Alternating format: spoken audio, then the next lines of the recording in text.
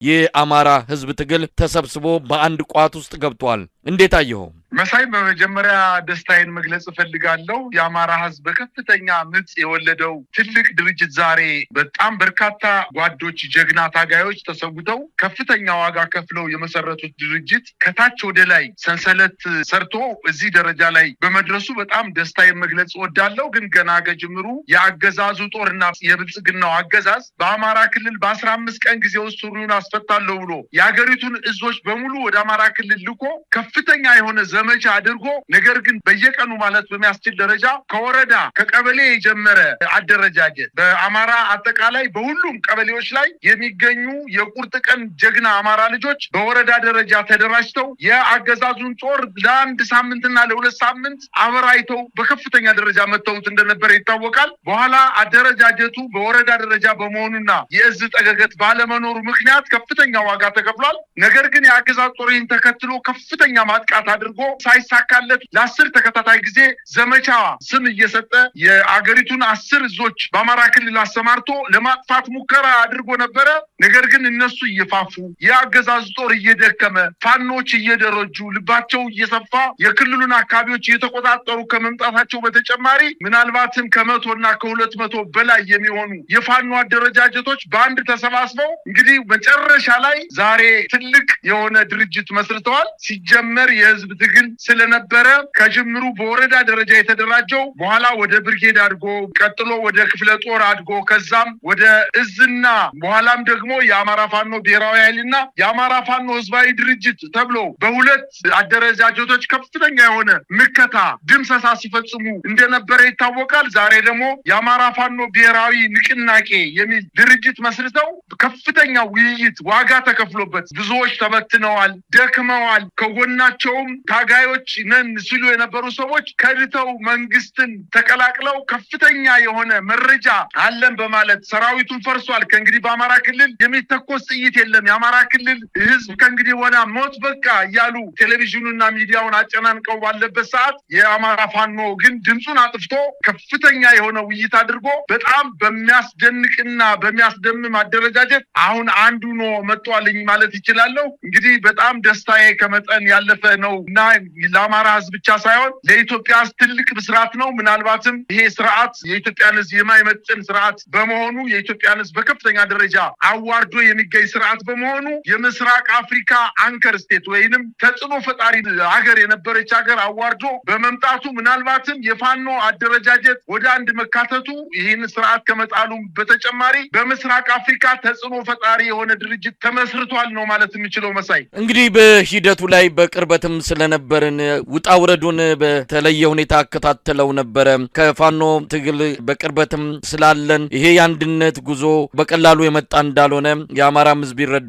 ጉዳዩን በቅርበት ሆኖ የሚከታተል በሙሉ ምን ያህል አስቸጋሪ ነገሮች እንደታለፉ ለዚህ ቀን ለመድረስ ብዙ መስዋዕትነቶች እንደተከፈሉ በሚገባ ስለምረዳ ዛሬ ልዩ ቀን ሆኖ ቢገለጽ ተገቢም ነው የሚል እምነትን ያለኝ። እንግዲህ ታሪካዊ ቀን ነው፣ ታሪካዊ ውሳኔ ነው። የአማራ ፋኖ ታጋዮች አንዱ ወደ አንዱ ከመተኮስ ያንንም ታሪክ ምዕራፉን ዘግተው ዛሬ የጋራ ክንዳቸውን በጨቋኙና የኢትዮጵያን ህዝብ መከራ ውስጥ ወደ ከተተው የብልጽግና አገዛዝ ላይ ለማድረግ የሚያስችለውን ትልቁን ውሳኔ ነው ዛሬ ያስተላለፉት። ማርሽ ቀያሪ ተብሎ ሊገለጽ የሚችል ነው። ይህንን ትግል ከጀርባም ሆኖ ሲደግፍ የነበረው የአማራ ህዝብ በርቀትም አስተዋጽኦ ሲያደርግ የነበረው የኢትዮጵያ ህዝብ ዛሬ ልዩ ቀን ሆኖ ቢደሰት ይገባዋል የሚል እምነትን ያለኝ። ለማንኛውም እስቲ መግለጫው ምንድን ነው የሚለው ብዙ ነገሮች ናቸው የተነሱበት። ሂደቱን እንዴት እንደነበረ ምን አይነት አስተዋጽኦ እንደተደረገ በተለይም ደግሞ ይሄ አንድነት ከብልጽግና ጋር ከሚደረገው ትግል አንጻር ምን ማለት እንደሆነ በሰፊው የተገለጸበት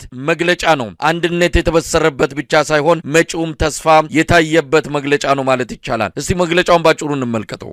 መሳይ እንደው ከመግለጫው በፊት የመንግስት አካል ይሄ ድርጅት እያደገ መጥቶ በኋላ ዱካ ለክቶ ይህን ስርዓት አንከባሎ እንደሚጥለው ስለተረዳ መጀመሪያ ውጊያ ሞከረ አልቻለም ከዛ በኋላ በፕሮፓጋንዳ ጠፍተዋል ደክመዋል ተበትነዋል በየገዳማቱ ገብተዋል ብሎ ሲል እንደነበረ ምናስታውሰው ነው አሁን ደግሞ ከድርጅቱ በድክመትም በገንዘብም በመታለልም በከፍተኛ ደረጃ ገንዘብ ተሰጥቷቸው ወጣው የመጡ ሰዎችን በሚዲያ አቅርቦ ፋኖ ከእንግዲህ በኋላ እንቅስቃሴው ደካማ ነው የለም ተግተልትለው ይመጣሉ ጠብቁ እየተባለ በሚዲያ ቅስቀሳ ያደረገ ባለበት ሰዓት አንዳንዶቹም ለሚዲያ ቀርበው ሚዲያ ላይ ገና ስርጭታቸው ወደ አየር ላይ ሳይውል የፋኖ ኃይሎች ተደራጅተው በሽታቸውን አስወግደው ከውስጥ ሲከፋፍላቸው የነበረውን ኃይል አስወግደው ወደ አንድነት መምጣታቸው ብቻ አይደለም በጣም የሚገርመው መሳይ ከጅምሩ ገና አገዛዙ ለማጥፋት በሚሄድበት ሰዓት እየመከቱ ማሰልጠኛዎችን አቋቁመው የኮማንዶ ኃይል መንግስት ሪፐብሊካን ብሎ ካሰለጠነው ኃይል በላይ የሚሆን የኮማንዶ ኃይሎችን አሰልጥነው በከተማ ላይ ጠንካራ ኦፕሬሽን በመፈጸም ከፍተኛ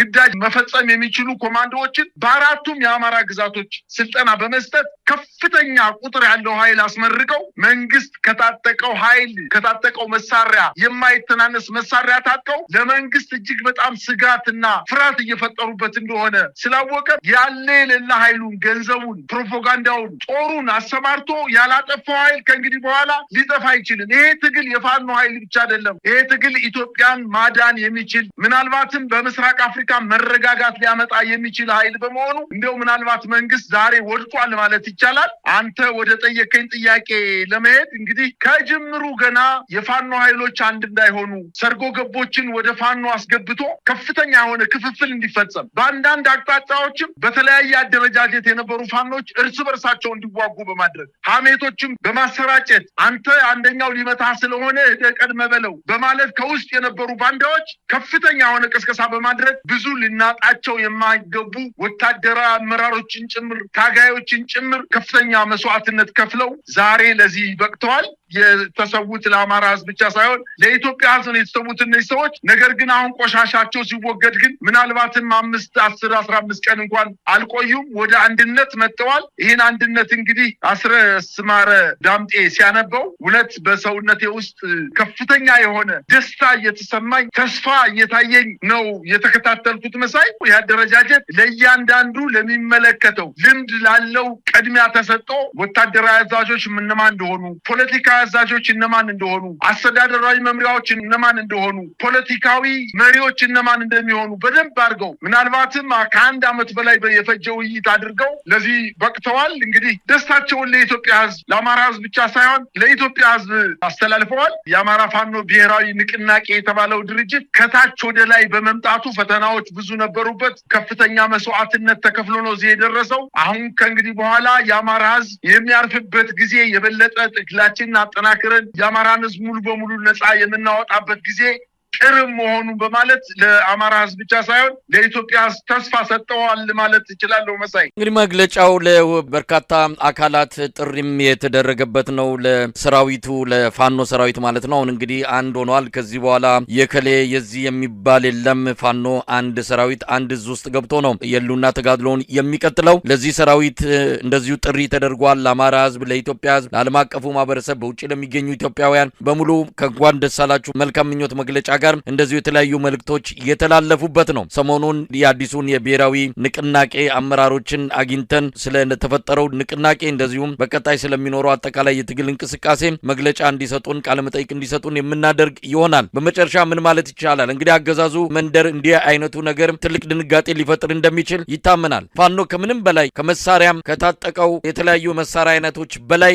የሚበጀውን የሚያስፈልገውን ነው ዛሬ ታጠቀው አንድነት ካለ ፋኖ ቀሪውን በቀላሉ ሊሻገረው እንደሚችል ምንም ጥርጥር የለውም ያንን አንድነት ዛሬ አብስሯል ምናልባት በአገዛዙ መንደር በተለየ ሁኔታ የተለያዩ ሐሰተኛ መረጃዎችን በማሰራጨት የሚከፋፍሉ አጀንዳዎችን በማምጣት አንዳንድ ግለሰቦች ቅር ያላቸው ካሉ እነሱን በመጠቀምና በተለያየ መንገድ ይሄ መጣውን አንድነት ለማጠልሸትና ሌላ ነገር እንዲመስል ለማድረግ መፍጨርጨራቸው አይቀርም ችግር ያለበት ወንፊቱ አጣርቶ በመጨረሻም እስከ ቀራኒዮ እስከ ትግሉ መጨረሻ ድረስ የሚጓዘውን ይዞ ዛሬ ከመጨረሻ ውሳኔ ላይ ደርሷል ከዚህ በኋላ የሚንጠባጠብ አይኖርም ለማንኛውም ምን እንጠብቃለን በግራ በቀኝ መሳይ ገንዘብ የሚያታልለው ተታሎ ይሄዳል ከዚህ በፊትም ሄዷል በታሪክም እንደዚህ አይነት ድርጊቶች ተፈጽመዋል ስልጣን የሚፈልግ ሰው የብልጽግናን ስልጣን የሚፈልግ ሰው መምጣት ይችላል አጠቃላይ የስርዓቱን ማታለያ መንገዶች ተጠቅሞ ስልጣን አላገኘውም ብሎ አኩርፎም ወደ መንግስት ሊመጣ የሚችል ኃይል እንዳለም ይጠበቃል። ይሄ ነገር የተለመደ ነው።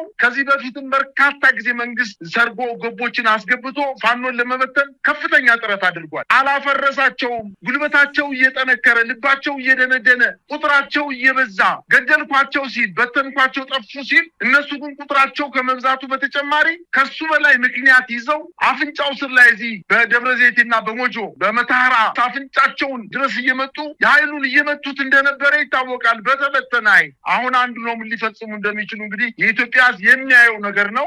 አንድነት ኃይል ነው ይባላል እኮ አንድ እስከሆኑ ድረስ ይሄ ስርዓት ከእንግዲህ በኋላ ሊቆይ የሚችል ስርዓት አይደለም።